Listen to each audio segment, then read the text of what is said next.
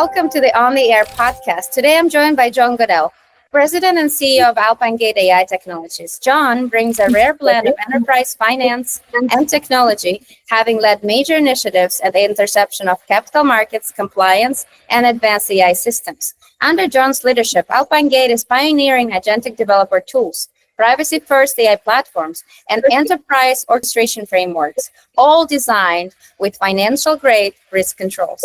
And beyond the tech, John is committed to ecosystem builder, partnering with developer communities and global enterprises to shape the future of reasonable, production-ready AI. Hi, John. Welcome to On the Air podcast. Hi, Ulyana. Thank you for having me today. I want to start to really love to understand Alpine Gate and what you're building. I understand that you're building some cutting-edge infrastructure, including your AI-powered fourth-generation tool, which many see as a revolutionary step forward. Tell us more about your systems and how do you see governance framework influencing the next generation AI models?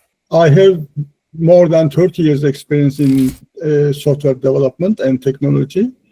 And I start my early years with the finance as my background. I work with very large scale banks and finance companies. My years in finance taught me that the trust and compliance are not optional. So they are the foundation of any system that moves value in capital markets. Even a small oversight can cascade into billions of losers. So think about this, if you are working with the technology company, your product is a device. If you are working in the car industry, your product is the cars. But in the finance, your product is the money itself. So it is why it costs much more financial effects to your mistakes. That's why we build platforms with financial grade controls, covering everything from data handling to model reasoning and deployment pipelines. So we have a couple of the products in Alpine Gate. One of them is the Albert AGPT, is the GPT LLM model. Very smart. It has the future self-learning.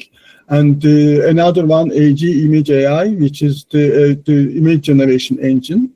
And recently, as you mentioned, we are working on the product AI-powered autonomous code generation tool, which is only one in the market, has the multiple agents, takes the different hats, like from the architect to engineer to software development tools. So also, we applied that discipline to projects like our AI-powered autonomous code development IDE.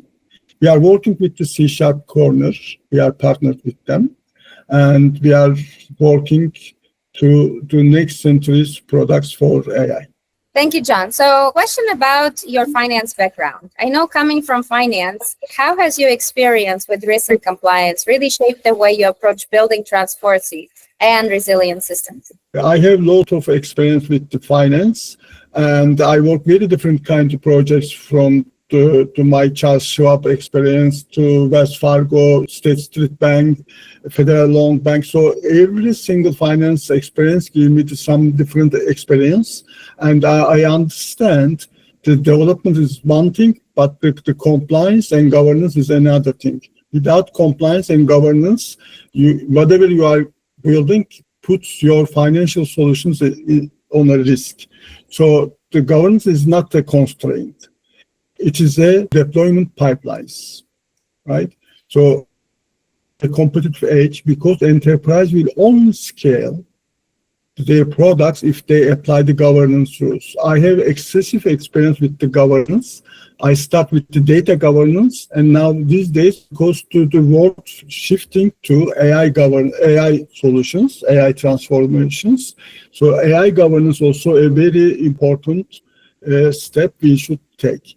Because the next 5 years, we will move a lot of enterprise applications from the digital transformation to AI transformation. So that's why we need to work with the both sides of the corridor, like business stakeholders and the technological stakeholders, focus to governance to make sure the new AI transformation is secure and safe. No, absolutely. And I wanted to dig deeper into one of your platforms. I'm very fascinated about AI-powered code generation, right? How is it changing the way the development is shaped? I know we're all using the tools, but if there is a code generation, how does it gonna affect the development community, change management, and with new AI code generation, the new folks that are coming into IT world, would that be much easier for them to enter the world and use this generation code? Just wanted to know your opinion on the future of development with this particular system.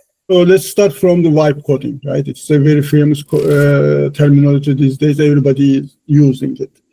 The vibe coding is just a terminology, but behind it, we should understand we are not, in our area, we are not focusing to make the someone working at home for himself or herself to build the code for fun. We are focusing for the corporate life. So we need to be very careful. Once we say vibe coding, we should understand a prompt engineering supported code development. So AI-powered code doesn't mean we just ask the ChatGPT or any other AI to just develop with this method.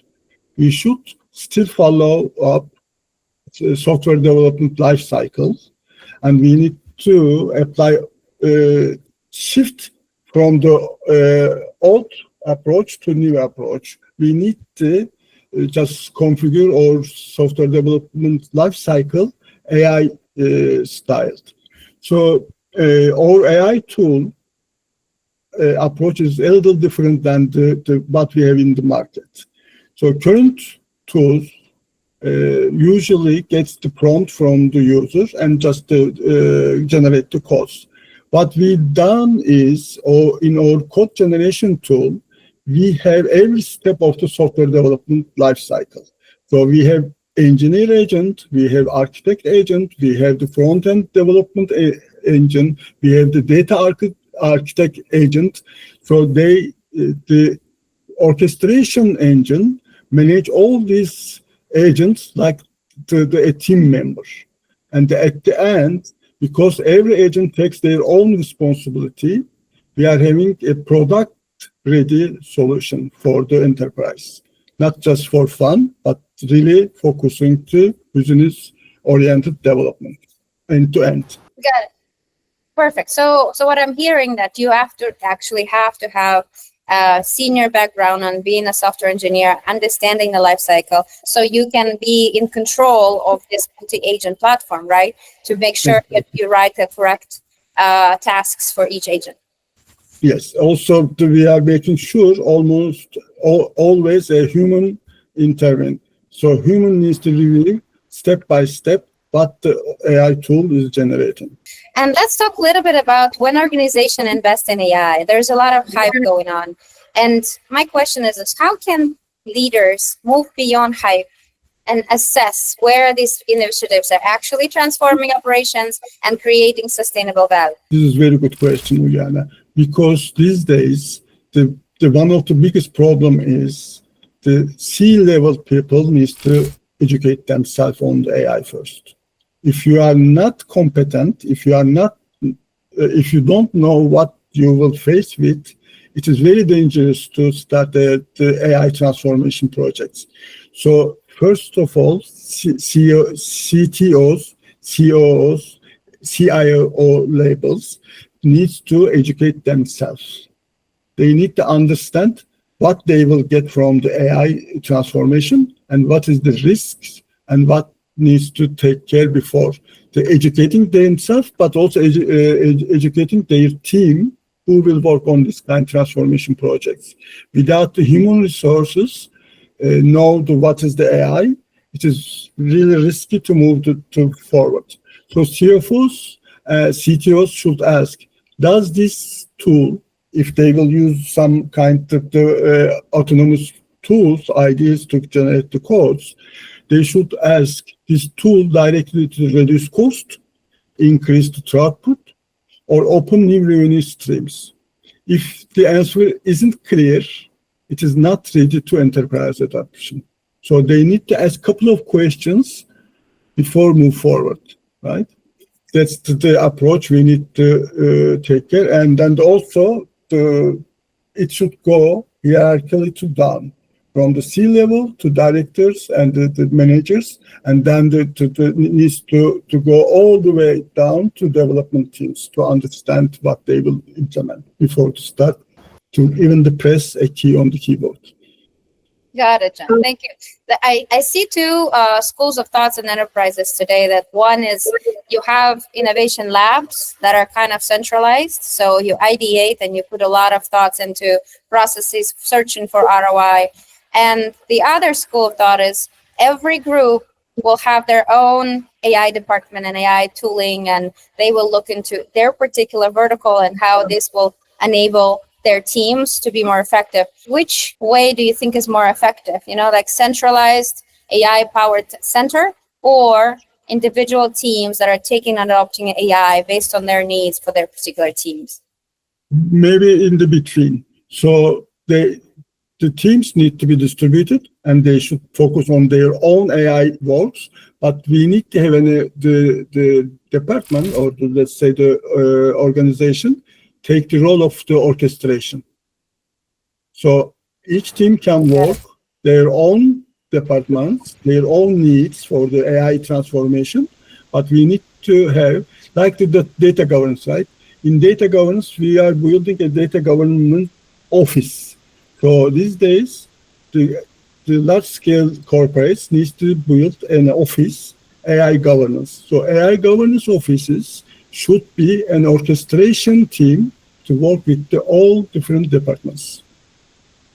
I love it. It sounds like there is a new roles shaping up with AI, right? AI prompter, AI architects, orchestrators, and also a new departments, right? Especially for AI governance that don't exist today.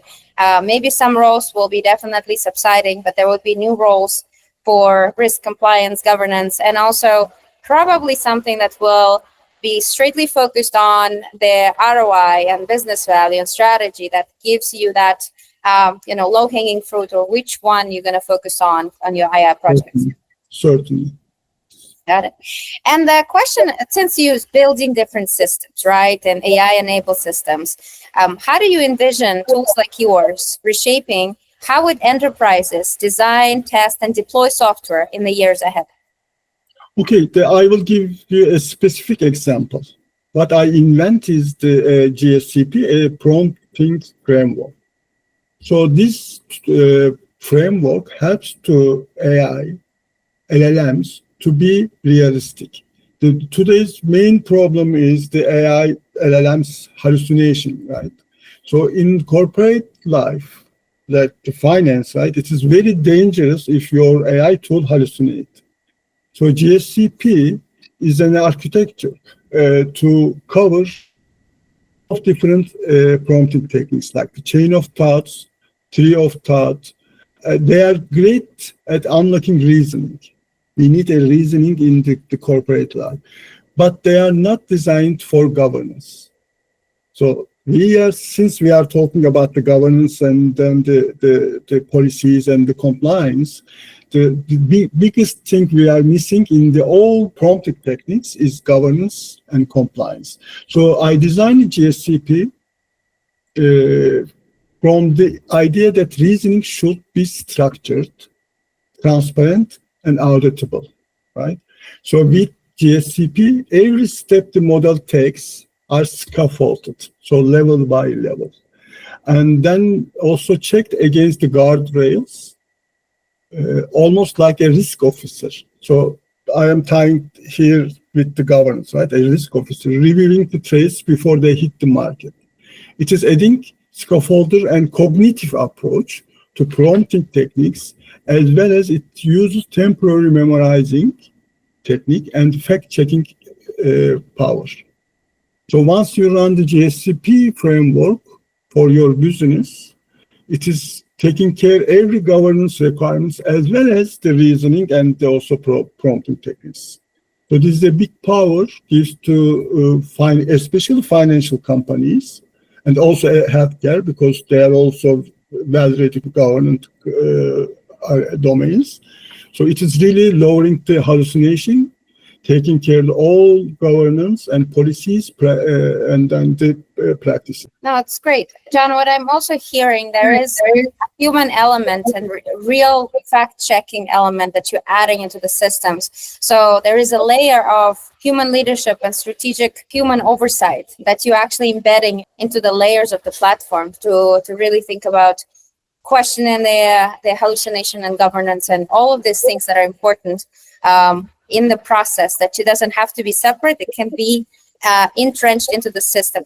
So that's great. A lot of great conversations. So thank you so much, John, for joining and sharing a lot of interesting things. And if you're interested to learn more about John's systems, please click on the links we will share at the end of the podcast. Thank you for joining. Thank you for having me today, Ulyana. Have a great rest of the day.